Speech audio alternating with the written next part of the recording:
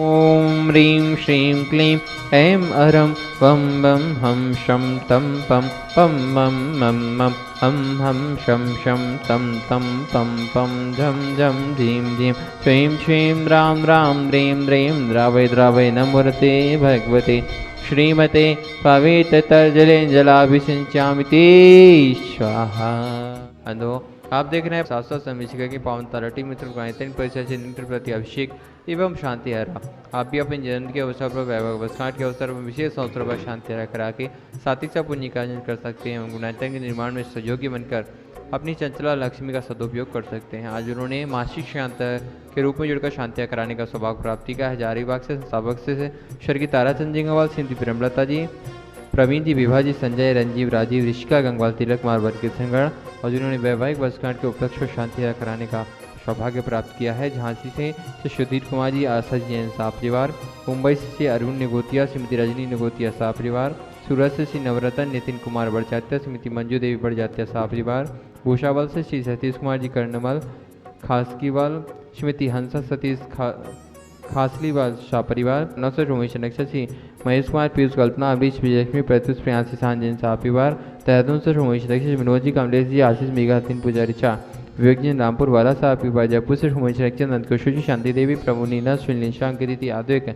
अन्य युवराज अनुष्का जी भारिया साह परिवार, भोपाल से राजगाई धर्मपति संतोष राव, सपंजी ममता विकास प्रधान मोहन अंशुल अतिशा सर नैनी नैनी ऐशना सराब साह परिवार, दिल्ली सूरत से विनोद जी, अंजलि जी, अमित सचिन विकेश जैन साह परिवार, कोलकाता में से शनिचर प्रकाश रंजी, छला देवी पाटनी, पूजा आदित्य पाटनी, पुदी दामास, अस्कर संजय पांड्या, समस्त अतीत फाउंडेशन साह परिवार, किशनगढ़ से शनिचर कवल्या जी, अशोक जी, सुशीला जी पाटनी, सुरेश जी, शांता जी, विमल, तारिका, उन्नीस चीज विकास, सिद्धाय विनय, ईशा, विवेक, रक्षावादी, अनवान्य, अरन जी पाटनी, समस्त आर के मलबा परिवार, सभी के जीवन में सुख शांति समृद्धि ऐसी मंगल भावना नक्षत्र में शांति आ रहा प्रारंभ। ओम नमः सिद्धेभ्यः, ओम नमः सिद्धेभ्यः, श्री वीतरागाय नमः। ओम ह्रीं नमो रिहंताणं, नमो सिद्धाणं, नमो आयुर्याणं, नमो वज्राणं, नमो लोये सर्वेशावणं। चत्तारि मंगलम अरियंता मंगलम, सिद्धा मंगलम, साहू मंगलम, केवली पर्णतो धम्मो मंगलम। तारि लोगुत्तमा अरियंता लोगुत्तमा, सिद्धा लोगुत्तमा, साहू लोगुत्तमा, केवली पर्णतो धम्मो लोगुत्तमो। चत्तारि शरणं पवजामि, रियंते शरणं पवजामि, सिद्धे शरणं पवजामि, साहू शरणं पवजामि, केवली पर्णतं धम्मं शरणं पवजामि। ओम ह्रीं अनादि मूलमंत्रेभ्यो नमः। सर्वशांतिं तुष्टिं पुष्टिं च कुरु कुरु। ओम नमो रते भगवते पृक्षनाशेष दोषकल्मषाय दिव्य तेजो मूर्ते नमः। श्री शांतिनाथाय शांतिकराय सर्वविघ्न प्राणाशनाय सर्वरोगापनत्य विनाशनाय सर्वपर्कुतचुदोपद्रव विनाशनाय सर्वछाम डामर विनाशनाय ओम रहाम ह्रीं रूम रोम रा सियाउसा सर्वशांतिं कुरु कुरु। ओम ह्रीं श्री शांतिनाथाय सिंहासन सत्प्रातय मंडिताय सिंहासन सत्प्रातय शोभन पद प्रदाय गमलियों बीजाय सर्वोपद्रव शांतिकराय नमः सर्वशांतिं कुरु कुरु। ओम ह्रीं श्री शांतिनाथाय भामंडल सत्प्रातय मंडिताय भामंडल सत्प्रातय शोभन पद प्रदाय गमलियों बीजाय सर्वोपद्रव शांतिकराय नमः सर्वशांतिं कुरु कुरु। ओम ह्रीं श्री शांतिनाथाय दुंदुभि सत्प्रातय मंडिताय दुंदुभि सत्प्रातय शोभन पद प्रदाय समलियों बीजाय सर्वोपद्रव शांतिकराय नमः सर्वशांतिं कुरु कुरु। ओम ह्रीं श्री शांतिनाथाय चतुर्तरीय सत्प्रातय मंडिताय चतुर्तरीय सत्प्रातय शोभन पद प्रदाय खमलियों बीजाय सर्वोपद्रव शांतिकराय नमः सर्वशांतिं कुरु कुरु। ओम ह्रीं मरं नमो जिनानां सर्व शांतिर्भवतु। ओम ह्रीं मरं नमो हि जिनानां सर्व शांतिर्भवतु। ओम ह्रीं मरं नमो परमो हि जिनानां सर्व शांतिर्भवतु। ओम ह्रीं मरं नमो सवो हि जिनानां सर्व ओम शांतिर्भवतु। ह्रीं मरं नमो अनंतो हि जिनानां सर्व शांतिर्भवतु। ओम ह्रीं मरं नमो भैवदो मेधि महावीर वड्मान बुद्ध ऋषिणो चैधि सर्व शांतिर्भवतु। ओम नमो भैवदो वड्डमान श्री सज्ज शक्कम जलम तम गच्छै आयसं पायलं लुयनं भूयनं जुवेवा विवादे वारणांगणे वा थंबणे वा मोहणी वा सब्जी सतानाम अपराजितो भवदु मे रख रख स्वाहा। तब भक्ति प्रसादा लक्ष्मी पुरा जे पद भ्रष्टोपद्रव दारिद्रोद्भवद्रव स्वचक पर चक्रोद्भवद्रव प्रचंड पवनानल जलोद्भवद्रव शाकिनी डाकिनी भूत पिशाच कृतोपद्रव दुर्भिक्ष व्यापार रति रहितोपदनाना विनाशनम भवतु। ओम ह्रीं मरं नमो संपूर्ण कल्याण मंगल रूप मोक्ष पुरुषार्थ भवतु। संपूजकानां प्रतिपालकानां यतीन्द्र सामान्य तपो धनानां देशस्य राष्ट्रस्य पुरस्य राज्ञा करोतु शान्तिं भगवान् जिनेन्द्र।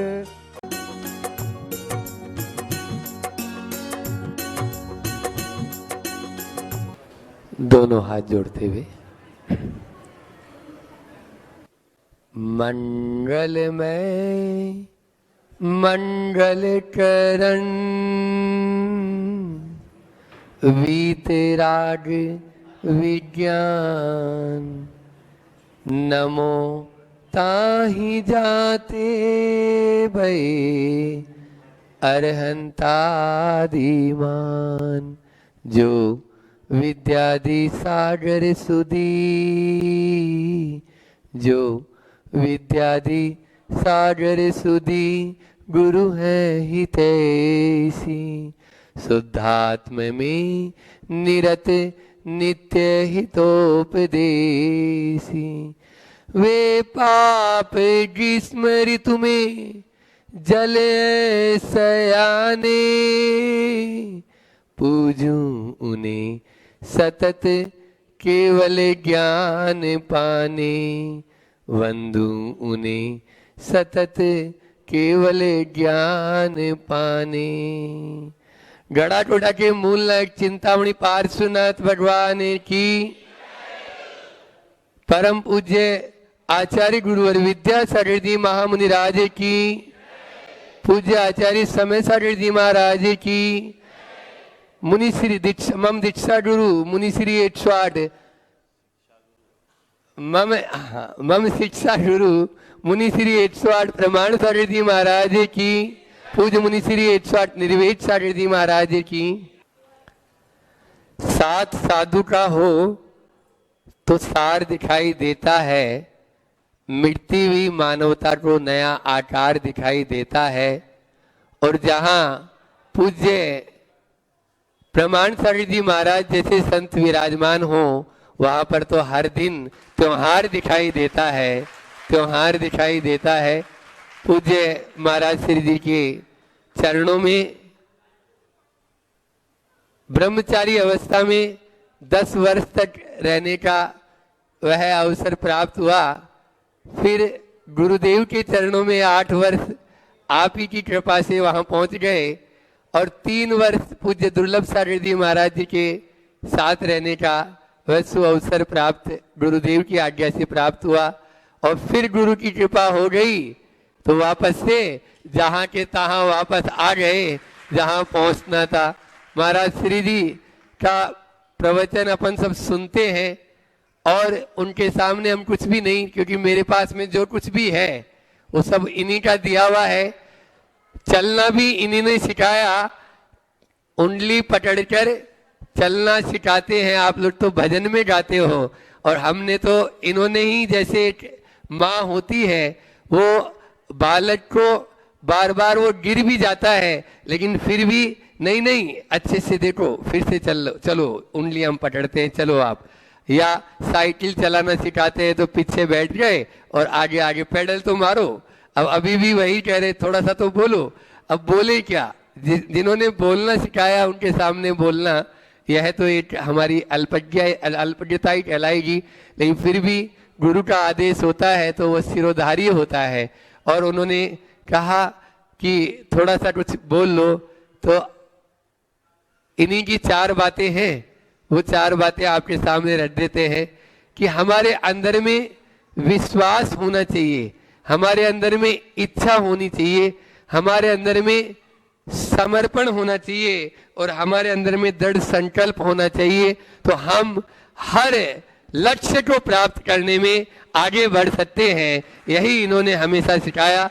4 शब्द डी पर इनके हैं कि डिजायर यानी इच्छा, और डिसीजन यानी निर्णय, फिर डेडिकेशन यानी दृढ़ संकल्प, और डिवोशन यानी समर्पण।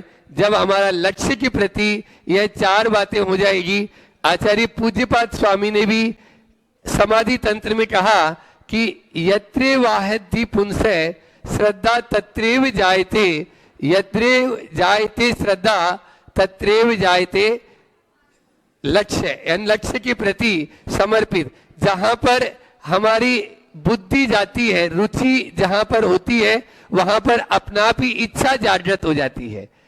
लोग कहते हैं कि हमारा तो मन ही नहीं लगता, माला फेरने बैठते हैं और नींद आना शुरू हो जाती है। जब मैच देखते हो तब तो नींद नहीं आती, जब आप टेलीविजन देखते हो तब तो नींद नहीं आती, कोई मूवी देख रहे हो तब तो नींद नहीं आती, क्योंकि वहां पर आपकी रुचि है। श्रद्धा तत्रेव जायते, इच्छा जहां पर होगी, रुचि जहां पर होगी, वहां पर कोई नींद का कार्य नहीं। विषयों के प्रति रुचि है। कल शंकर समाधान में भी गुरुवर ने बताया कि हमारी इच्छा कहाँ है, हमारी रुचि कहाँ है। रुचि को जागृत करना आवश्यक होता है। अपन धीरे धीरे ही सही चलना तो प्रारंभ करें। सत्य ही कहा है, घुटनों के बल चलते चलते पांव खड़े हो जाते हैं और छोटे छोटे नियम ही एक दिन बहुत बड़े हो जाते हैं। बस प्रतिदिन हम छोटे छोटे संकल्प ले, छोटे छोटे नियम ले।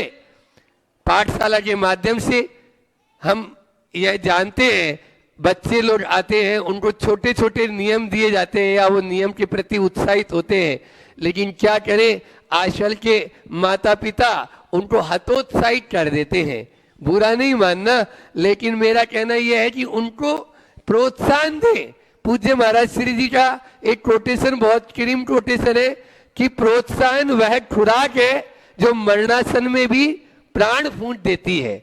आप प्रोत्साहित करेंगे, अभी वो प्रोत्साहित कहते तो है कि महाराज जी ये बेटा आप ही का है, वो थोड़ा सा आना शुरू कर दे तो आप ही बोले बैठ जाए यहीं पे, कहीं नहीं जाना महाराज जी के पीछे, वो तो बाबा जी बन ही गए। तो ऐसा नहीं, अपन उसको धीरे धीरे व्रतों के नियम के प्रति प्रोत्साहित करें, और प्रोत्साहित करेंगे तो वह आगे बढ़ने में कोई कमी नहीं रहेगी। इसलिए हम आगे खुद भी बढ़े और दूसरों को भी बढ़ने का अवसर दें। अवसर तभी देंगे। आचार्य श्री जी ने भोपाल में बहुत अच्छी बात कही थी कि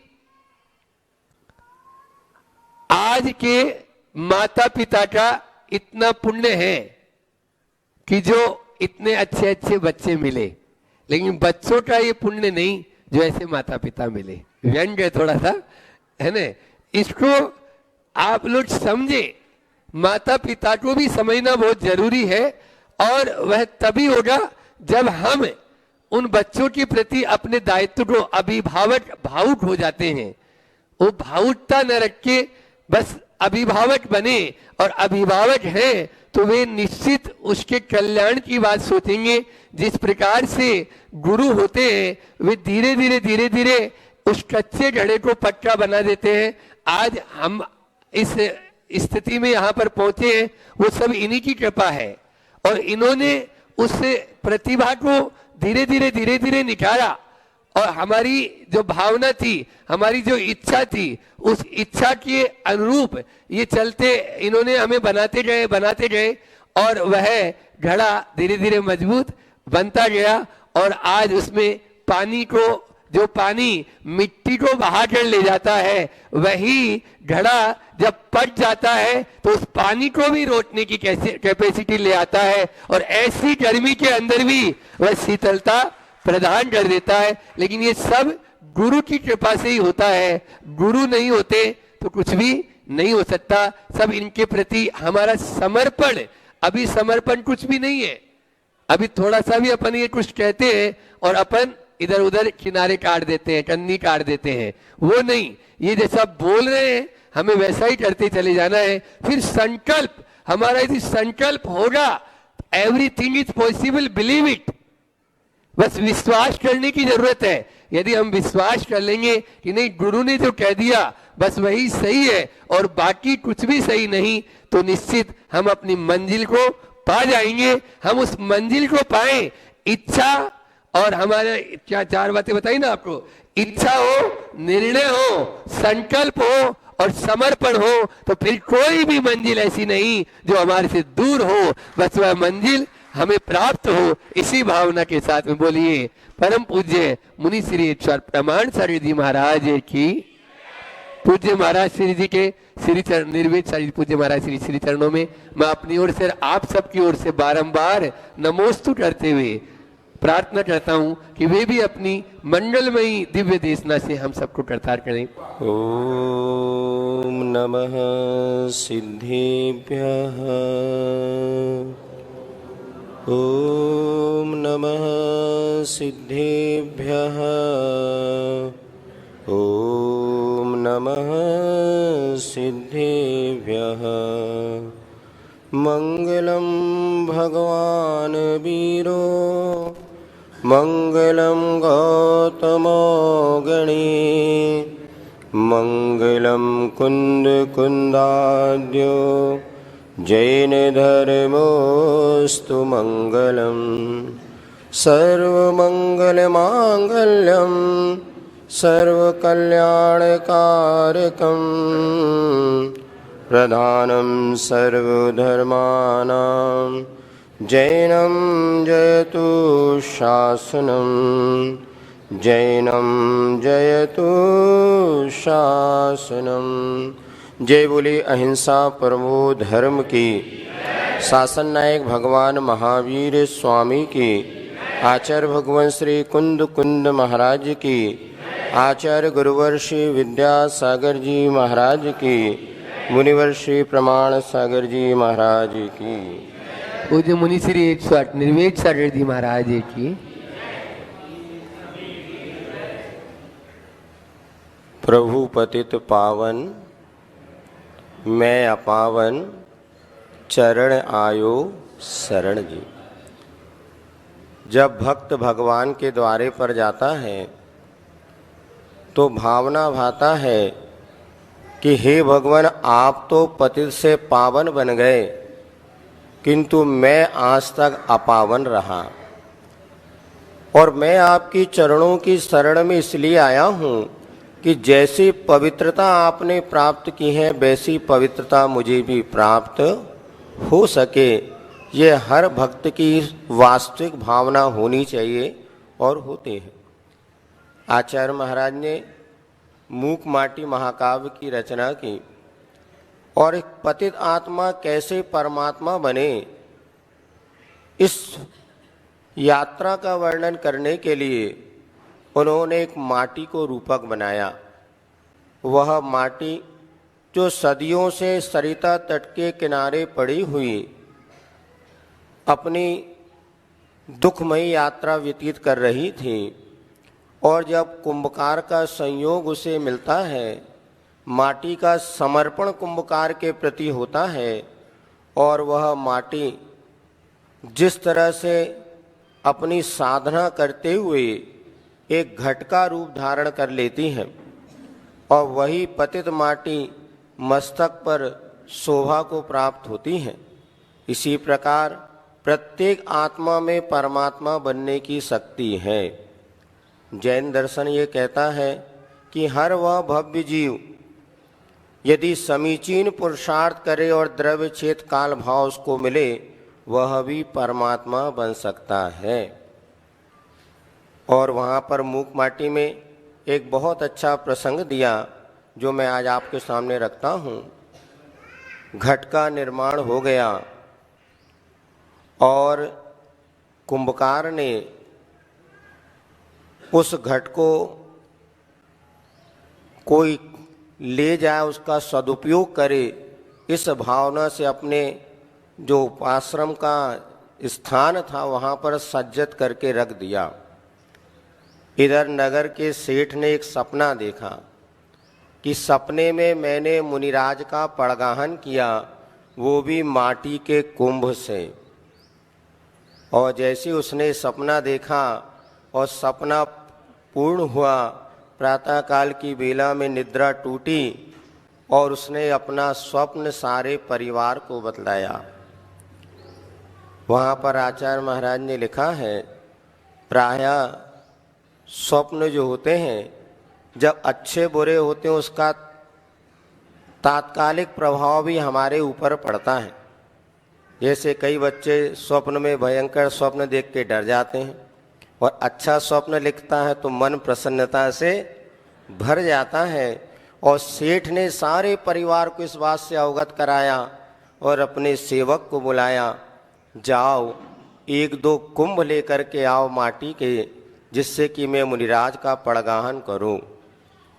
और वह तो पुण्य की बात है और उसको कैसे मुनिराज का संयोग मिला, कैसे पड़गाहन हुआ, ये सब विधि आप मुखमाटी में पढ़ेंगे। लेकिन प्रसंग ये है, वह सेवक उस कुंभकार के पास पहुंचा और उसने 1-2 कुंभ उठाए और उठाने के बाद उनका परीक्षण करना प्रारंभ किया। तो एक हाथ में कुंभ लेकर के दूसरे हाथ में कंकर लेता है, एक छोटा सा पत्थर लेता है और उस कुंभ को वो बजाना ठोकना प्रारंभ कर देता है। जैसे वो उस कुंभ को ठोकता है या उसमें से सप्त स्वर निकलते हैं, सा रे ग म प ध नि, ये जो सप्त स्वर निकले, इसको सुनकर के वो सेवक बड़ा चमत्कृत हुआ। आखिर ये इस कुंभों में ऐसे स्वर कैसे निकले? तो शिल्पी कहता है, और कुंभ कहता है, ये शिल्पी के अथक परिश्रम का फल है, किंतु इसमें निकलने वाले ये सप्त स्वर जो हैं हमारे जीवन के बहुत बड़े रहस्य को उद्घाटित करते हैं। सारे अर्थात दुनिया के जितने भी गम यानी दुख हैं, पद यानी स्वभाव, नी माने नहीं है। दुनिया के जितने भी आज गम है, दुख है जो हमारी जिंदगी में, ये हमारी आत्मा के स्वभाव नहीं है, यह पर निमित्त से उत्पन्न होने वाले परिणति है। वास्तव में हमारा स्वभाव क्या है? तो हमारा स्वभाव तो सुखमय है। दुख हमारा स्वभाव है कि सुख हमारा स्वभाव है? आज हर व्यक्ति आके रोना रोता है कि महाराज हम बहुत दुखी हैं, और इतने दुखी हैं क्या बताएं, आप इस दुख के निवारण का कोई उपाय बताओ। तो महाराज श्री भी भावना योग में आपको यही बात कहते हैं कि आज अपने सकारात्मक सोच के साथ मेरा स्वभाव क्या है, उस स्वभाव की ओर जब जब आपकी दृष्टिपात होगा, दृष्टि जाएगी, विभाव आपके जीवन में हटता चला जाएगा। आज हमारे जीवन में जो भी कुछ दुख आ रहे हैं या विपरीत परिणति हो रही है, ये हमारा स्वभाव नहीं। पानी का स्वभाव कैसा है? गर्म कि ठंडा? ठंडा। लेकिन पानी गर्म कब हो जाता है? जब उसको अग्नि का संयोग मिलता है। और जब पानी को ठंडा करना है तो क्या करना पड़ेगा? अग्नि का संयोग अलग कर लो। अग्नि को जैसे ही आप अलग करेंगे, कुछ ही देर में वह पानी स्वयमेव शीतलता को प्राप्त। पानी शीतल स्वयं करना क्या है? अग्नि से बचो। आप लोगों को किसी को गुस्सा आता कि नहीं आता? आता है। कब आता है? हमेशा नहीं। तो गुस्सा करना आपका स्वभाव है कि क्षमा आपका स्वभाव है? क्षमा स्वभाव है ना। फिर गुस्सा कब आता है? जब वैसा निमित्त मिलता है।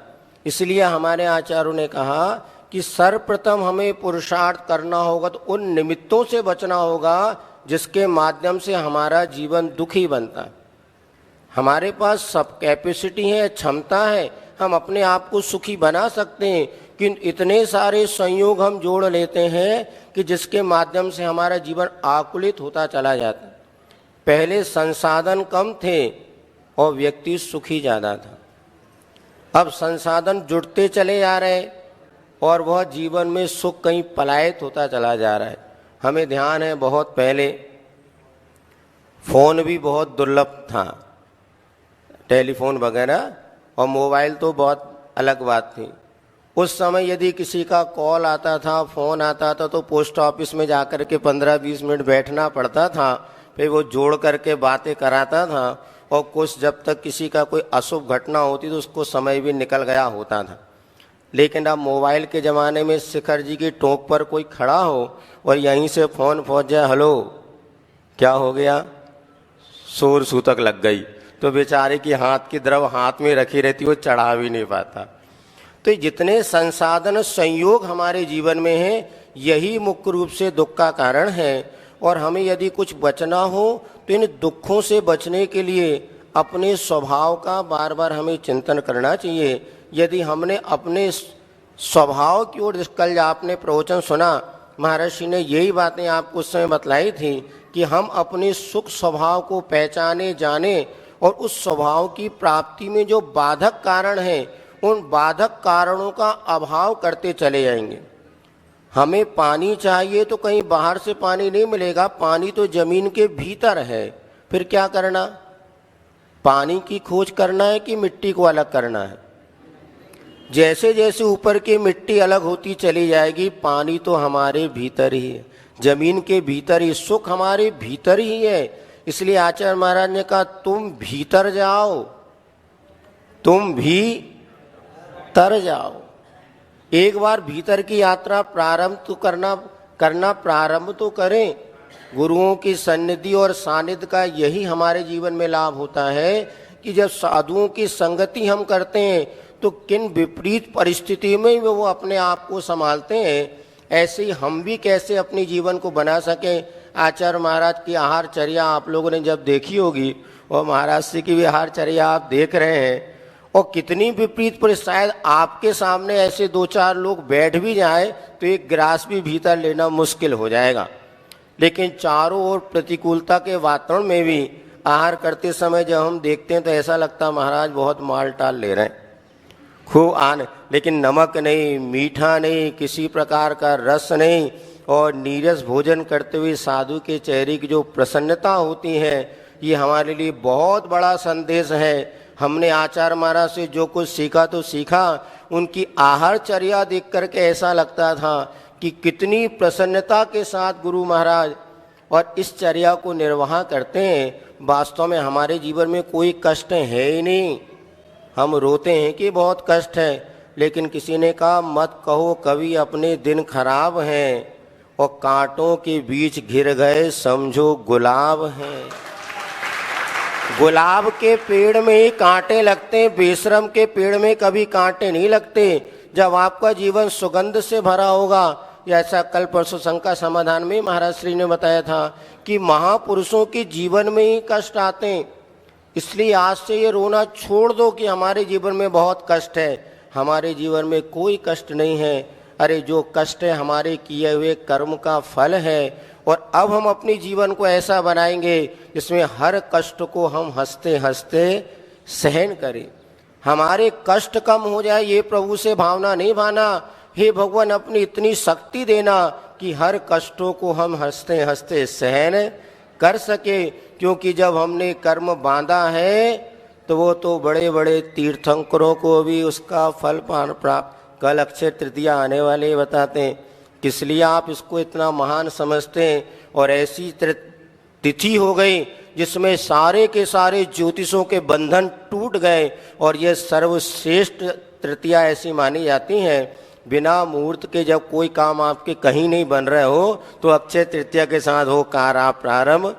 इस तिथि की महानता कैसे आई, ये कल आप पूज्य मुनि श्री के मुख से सब सुनेंगे। और इतना ही हमारा कहना है, अपने जीवन में अपने स्वभाव को समझें और विभाव को दूर करने के लिए प्रयास करेंगे, निश्चित आप अपने सुख स्वभाव को प्राप्त करेंगे। यही संत समागम की सार्थकता हम हमारे जीवन को श्रेष्ठ बनाए। इसी मंगल भावना के साथ बोलिए आचार्य गुरुवर श्री विद्यासागर जी महाराज जी की।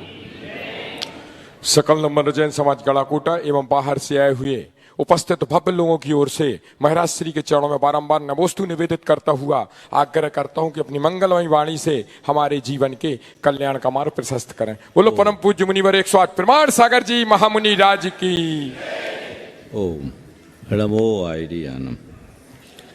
अभी आप लोगों ने दोनों महाराजों के मुख से बहुत अच्छी बातें सुनी। जीवन में सबसे मूल्यवान अपने आप की पहचान है। मोक्ष मार्ग की शुरुआत स्वयं के पहचान से होती है और उसकी पूर्णता स्वयं की प्राप्ति में। मोक्ष मार्ग और कुछ नहीं, अपने आप को पहचानने से लेकर अपने आप को पाने की प्रक्रिया का नाम ही मोक्ष मार्ग है। हमारे साथ सबसे बड़ी मुश्किल ये है कि हम सारी दुनिया को जानते हैं, खुद से अनजान है। सारी दुनिया को जानते हैं पर खुद से अनजान है। गुरुदेव का एक हाइकू है, मैं देख रहा हूं आंखें देख नहीं पाती मुझे। इन आंखों से सारे संसार को हम देखते हैं, लेकिन कभी अपनी आंखों से अपनी आंखों को देख पाए?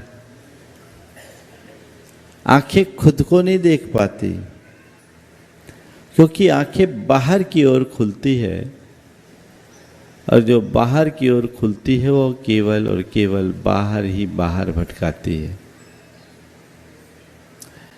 मोक्ष मार्ग की शुरुआत अंतर यात्रा से होती है, और वह तब तक घटित नहीं होगा जब तक हमें अपने जीवन की वास्तविकता का भान नहीं होता।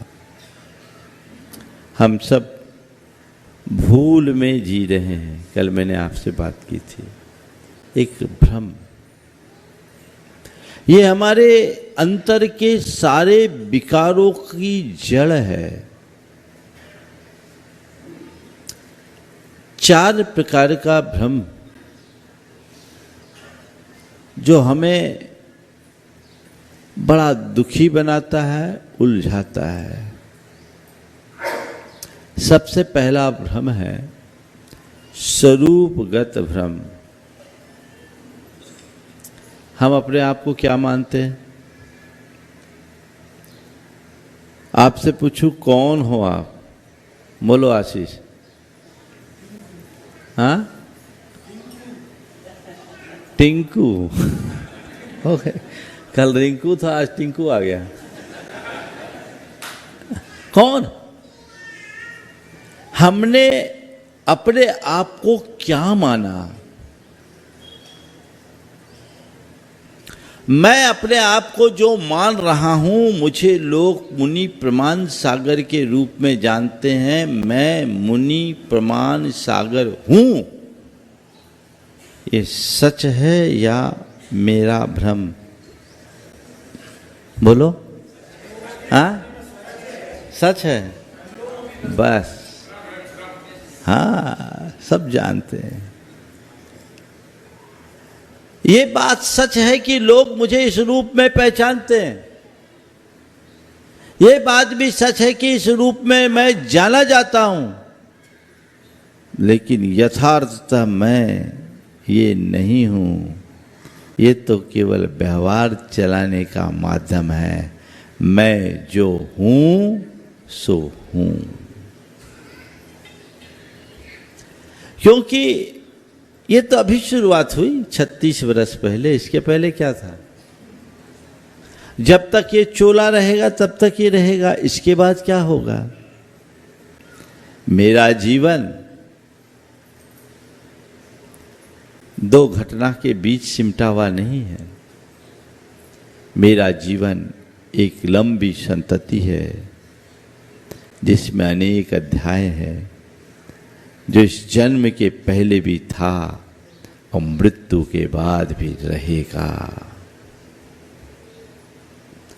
पर मुश्किल ये है कि हम केवल दृश्य को देखते हैं। इसके भीतर की जो अदृश्य चेतना है, उसकी पहचान ही नहीं।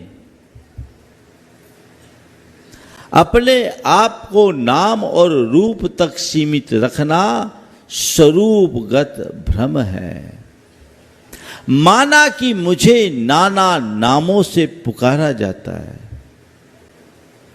माना कि मैं नाना रूपों को धारण करता हूं, फिर भी मैं नाम नहीं, रूप नहीं, मैं अनाम अरूप हूं और वही मेरा स्वरूप है।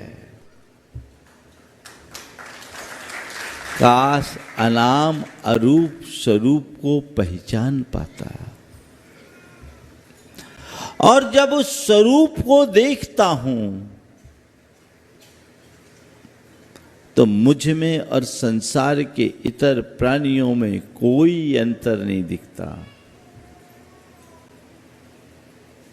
कहीं दीप जलते हैं तो हर दीप अलग अलग दिखाई पड़ते हैं कि नहीं? दीप पर दृष्टि जाने से दीप अलग अलग दिखते हैं, लेकिन जब ज्योति पर ध्यान जाता है तो ज्योति एक दिखाई पड़ती है।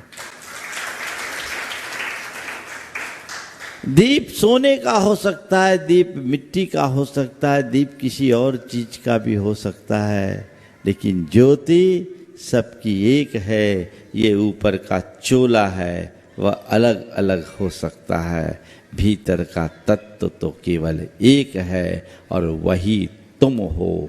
तत्त्वम असि, वह तुम हो, उस स्वरूप को पहचानो। जैसे ही हमारे चेतना में वह स्वरूप बोध होता है, सारा अहंकार छिन्न भिन्न हो जाता है। अहंकार कब आता है? जब हम अपने आप को कुछ विशेष मानते हैं, यही ना अहंकार है। हाँ? हम कुछ नहीं, कुछ विशेष है। मैं हूं तब तक कोई फर्क नहीं, लेकिन मैं के साथ कोई विशेषण जुड़ता है, वही अहंकार का सृजन होता है। मैं हूं पर्याप्त है, पर नहीं, मैं हूं नहीं, मैं मुनि हूं। और मुनि भी ऐसा वैसा मुनि नहीं, जगत में ख्यात मुनि हूं। मेरे लाखों अनुयायी हैं, सुबह से लोग सुनने को उमड़ते हैं, मेरे वचनों से लोग कायर हो जाते हैं। मैं ऐसा हूं वैसा हूं, ये सब चीजें जो मैंने अपने साथ जोड़ी है, ये सब मेरे मन की कल्पना है, क्योंकि मैंने अपनी काल्पनिक छवि को ही वास्तविक मानने का भ्रम प्रकट कर लिया, जो अहंकार का सृजन करती है। ये स्वरूपगत भ्रम है। भेद विज्ञान होते ही ये भ्रम टूट जाता है। तत्वतः सब समान है। मैं मात्र चेतन आत्मा हूं। अहमिको खल शुद्धो दंसनान मय्यो सदारूपी नभियत्थि मध्य किंचवी अन्नम परमानुमितम्पि। मैं एकमात्र शुद्ध चेतन आत्मा हूं, जो दर्शन ज्ञान मयी स्वरूपी हूं। मुझसे पृथक एक परमाणु भी मेरा नहीं है। ये जीवन का चिरंतन सत्य है।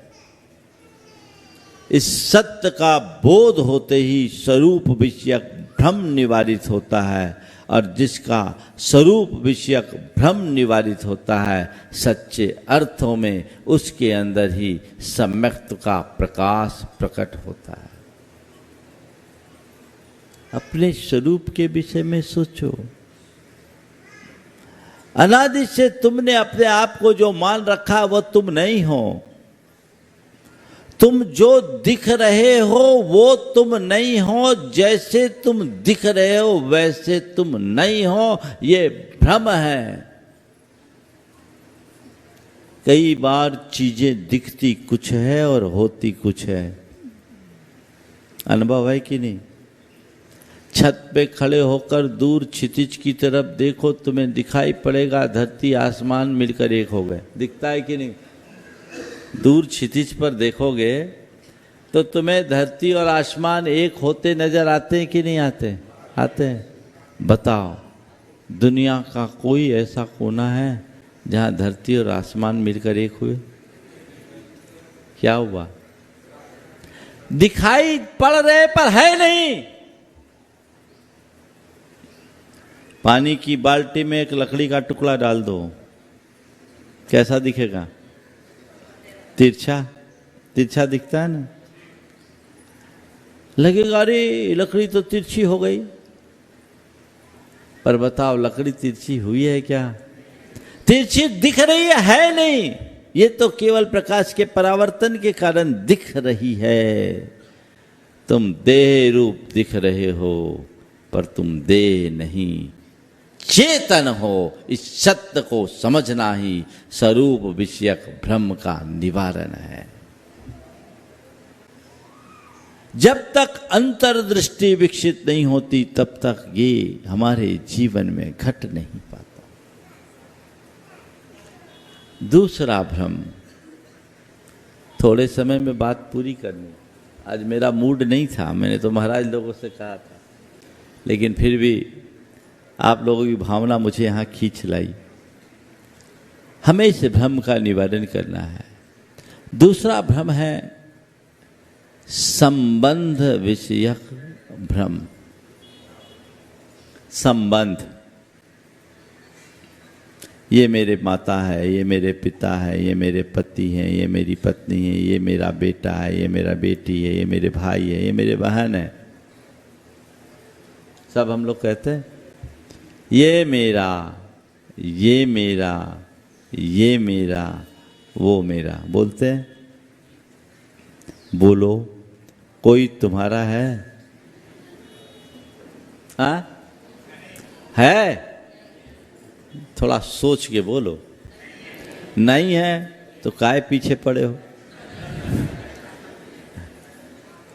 हमारे सामने कह रहे हो कि नहीं है, पर अंदर में यही मोह है, यही राग है। और जब तक हमारी वृत्ति मोह और राग से अनुबंधित होती है, हमें भ्रम ही सच दिखता है। जैसे कोई शराब के नशे में हो तो उसे उसकी अलग दुनिया दिखती है, वैसे ही संसारी प्राणी को यही सब कुछ अपना दिखता है।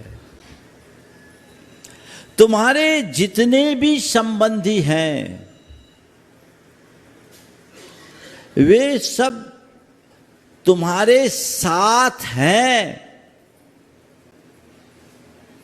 तुम्हारे नहीं हैं। आए थे तो कौन था तुम्हारे साथ? कोई था? हाँ? और जाओगे तो कौन जाएगा? हाँ? ऐसा कोई इंसान है इस धरती पर जो चाहता हो कि मेरे साथ मेरा पूरा कुनबा चले? हाँ? कोई चाहेगा मेरे साथ मेरा कुनबा चले? कोई नहीं चाहता, और ऐसा हो भी नहीं सकता।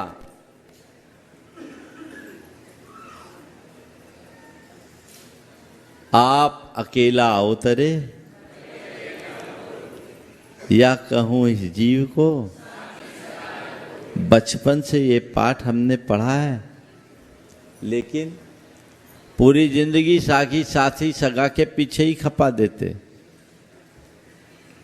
और जिसको लोग अपना मानते, जिनके प्रति अपनी आत्मीयता प्रदर्शित करते हैं, वो आत्मीयता भी कब तक रहती है बोलो? जब तक सामने वाला तुम्हारे अनुकूल है तभी तक ना। हाँ, है ना? और सच्ची बात तो ये है, जिसको अनुकूल मानते हो अंदर से वो भी प्रतिकूल लगता है। सेठ मरणासन्न था, बूढ़ा परेशान था, खाट पर लेटा था, जोर जोर से बोल रहा था, हे भगवान मुझे उठा ले, हे भगवान मुझे उठा ले, हे भगवान मुझे उठा ले।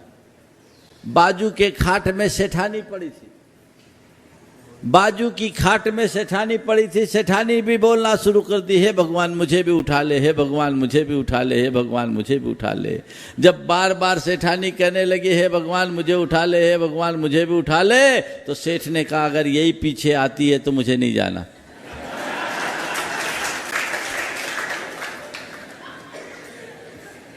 ये जीवन की एक बड़ी सच्चाई है।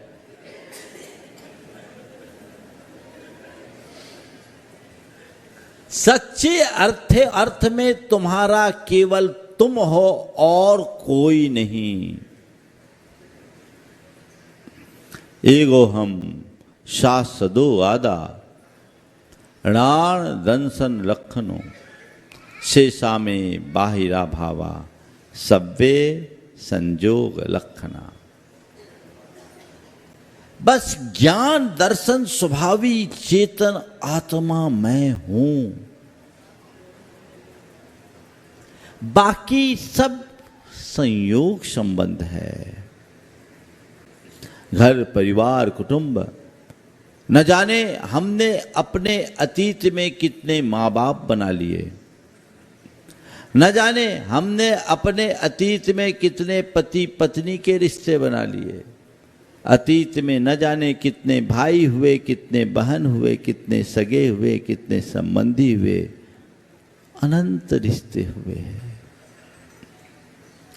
आचार्य कुंद कहते हैं कि अतीत के जन्मों में तुमने इतनी माताओं का दूध पिया है कि उसे एकत्रित करो तो क्षीर सागर का जल भी कम पड़ जाएगा, इतनी माएँ तुम्हारी बन चुकी।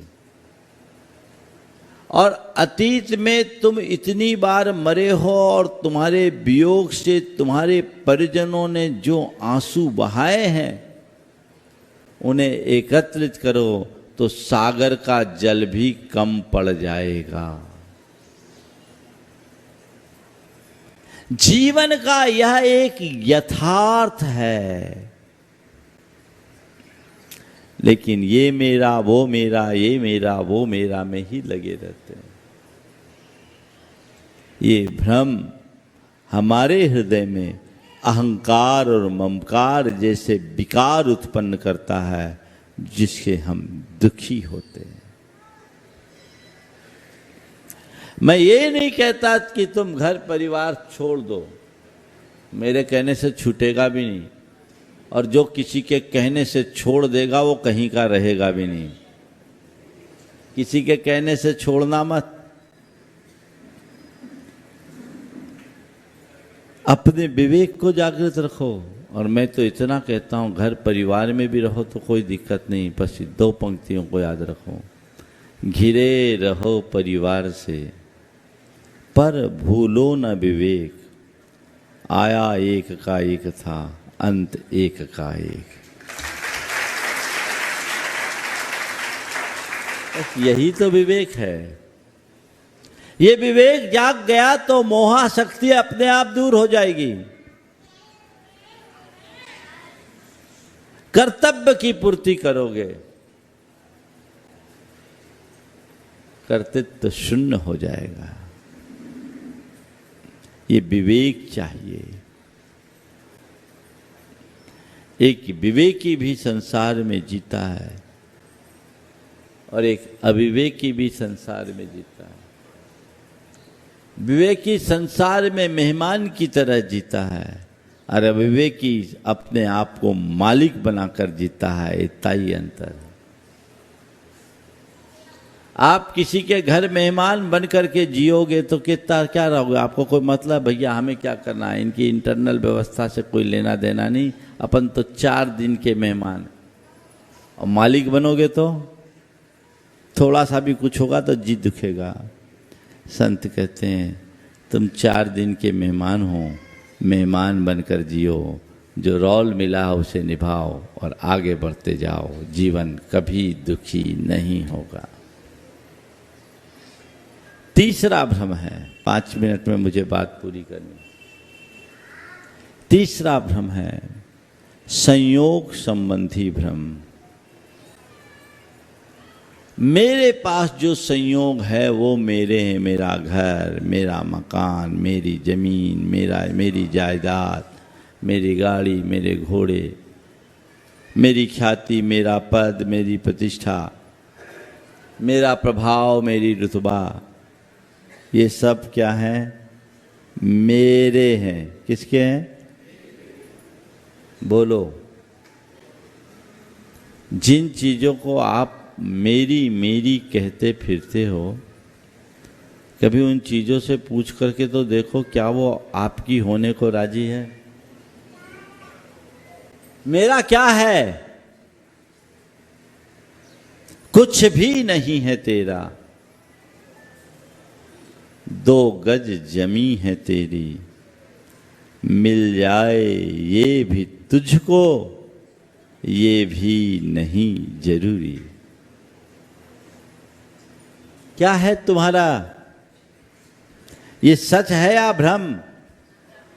रात सपने में कोई साम्राज्य पाले चक्रवर्ती का और अपने आप को चक्रवर्ती मान बैठे तो हम क्या कहेंगे? जितनी देर सपना है तब तक वो साम्राज्य है, आंख खुलते ही सब खत्म। वो बंद आंख का सपना, ये खुले आंख का सपना है तो सपना ही, पर जो सपना को ही सच मानकर बैठता है वो दुखी ही होगा। ये सब संयोग है। मेरे पास है, मेरे नहीं है। बस इतनी समझ अपने अंदर रखो। क्या है? मेरे पास है, मेरे नहीं। कन्हैयालाल मिश्र प्रभाकर ने एक बड़ी अच्छी बात कही।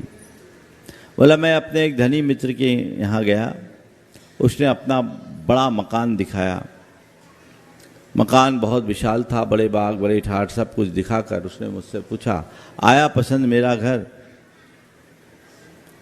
मैंने कहा हाँ बहुत अच्छा, पर तभी मुझे लगा कि मेरे इस उत्तर पर मकान हंस रहा है और उसकी मुस्कुराहट में मिठास नहीं, व्यंग है। मैंने मकान से पूछा, क्यों जी, तुम क्यों हंसे? बस यूं ही तुम्हारे मित्र की बात सुनकर हंस गए। बोले, इसमें हंसने की बात क्या है? अजी, इसमें हंसी के अलावा और बात ही क्या है? इसमें हंसने की क्या बात है? बोले, अजी इसमें हंसी के सिवाय और बात ही क्या है? बोले, क्या? कहता है मेरा घर, मेरा घर। तो फिर क्या? यही इसका बाप कहा करता था और वही उसके बाप का बाप।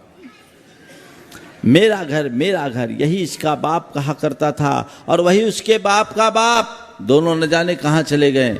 दोनों की तस्वीरें जरूर मेरे दीवारों पर टंगी है, जिसमें एक नन्हे से छेद में रहने वाली छोटी सी दीमक कुछ ही पलों में चट कर सकती है। मैंने देखा मकान अब भी मुस्कुरा रहा है। सच्चाई तो यही है, मकान क्या, दुनिया की हर चीजें जिन्हें तुम अपना होने का दावा ठोकते हो, तुम्हारी नादानी पर हंसती है और कहती है, भ्रम तोड़, तेरा कुछ नहीं, तेरा केवल तू है, इसे पहचान। तू जिस पर अहंकार कर रहा है वो तेरा है ही नहीं, तेरा हो ही नहीं सकता। तेरे पास है, लेकिन तेरे पास भी तेरी इच्छा से नहीं है। जो तुम्हारे पास है सदा बना रहे, ऐसा दावा ठोक सकते हो क्या? किसके कारण है? संयोग है, और संयोग में मूल भूमिका कर्म की है। एक संयोग बदलेगा, राजा को रंक होते और रंक को राजा बनते देर नहीं लगती। तो संयोग विषयक भ्रम भी टूटना चाहिए। और चौथा है स्वभाव विषयक भ्रम। वस्तु के स्वभाव को पहचानो। वस्तु का परिणमन अपने अपने स्वभाव के अनुसार होता है। एक द्रव्य दूसरे द्रव्य के परिणमन में निमित्त तो बन सकता है, पर कर्ता नहीं होता। पर अभी तुमने क्या मान रखा है? सब मैं करता हूं। कौन करता है? घर चलाता हूं तो मैं घर धनी हूं, परिवार चलाता हूं तो मैं चलाता हूं, परिवार का मुखिया हूं, समाज चलाता हूं तो मैं चलाता हूं, समाज का मुखिया मैं हूं। मेरे बिना पत्ता नहीं हिल सकता। बोलो, ये सच है कि भ्रम? तो भ्रम में जीने का संकल्प लिए हुए हो क्या? कसम खा के बैठे हो? ये भ्रम टूटना चाहिए। मैं निमित्त हूं, करता नहीं। हमारी दशा उस कुत्ते की जैसी है जो बैलगाड़ी के नीचे जा रहा था। बैलगाड़ी चल रही थी अपनी गति से, कुत्ता उसके नीचे नीचे चल रहा था। साथी कुत्ते ने पूछा, क्या बात है, आज बैलगाड़ी के नीचे क्यों? कुत्ते ने ऐंठ कर कहा, मैं बैलगाड़ी के नीचे नहीं, मैं बैलगाड़ी चला रहा हूँ। तू बैलगाड़ी चला रहा? बोले हाँ, देख मैं चल रहा हूँ तो गाड़ी चल रही है, मैं रुकूंगा तो गाड़ी भी रुक जाएगी। संयोग तो वो रुका और गाड़ी रुक गई। बोला देखा, और अभी मैं चलूंगा तो गाड़ी चल जाएगी, अभी मैं चलूंगा गाड़ी चल जाएगी। वो चला और गाड़ी चल गई और अपना रुबाब दिखाते हुए कहा, देख मैं गाड़ी चला रहा हूं। हंसी आ रही होगी उस कुत्ते पर, हाँ हंसी आ रही कि नहीं? थोड़ा बोलो तो। वो कहाँ है? कहीं तुम्हारी दशा भी वैसी तो नहीं है? विचारने योग्य बात है। जब व्यक्ति अपने आप को निमित्त मानने की जगह कर्ता मानने शुरू कर देता है, कर्तृत्व जन अहंकार उसके हृदय में पनपता है, अहंकार का सृजन होता है, वहीं वह दुखी हो जाता है। इस कर्तृत्व जन अहंकार से मुक्ति जरूरी है। भ्रम टूटेगा तब समझ में आएगा, अरे नहीं, ये तो हर वस्तु का अपना स्वभाव है, निमित्त नैमित्तिक संबंध है। मैं किसी में हठात कोई बदलाव नहीं ला सकता, जो उसका परिणमन है वही होगा। मैं केवल निमित्त हूं, करता नहीं।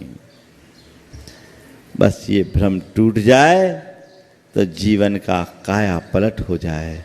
बस भगवान से एक ही प्रार्थना करो, भगवान मेरे अंदर का भ्रम टूटे, मेरे हृदय में सम्यक्त की ज्योति जगे, जिससे मैं अपने जीवन का पथ प्रशस्त कर सकूं।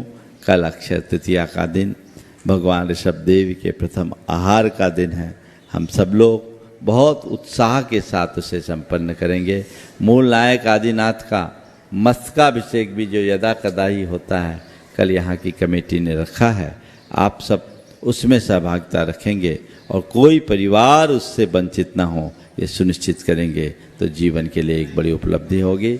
7 बजे से अभिषेक, ताकि अभिषेक शांति धारा के लाभ के बाद आप प्रवचन की भी पूरी खुराक प्राप्त कर सको। बोलिए परम पूज्य आचार्य गुरुवर श्री विद्यासागर जी महाराज।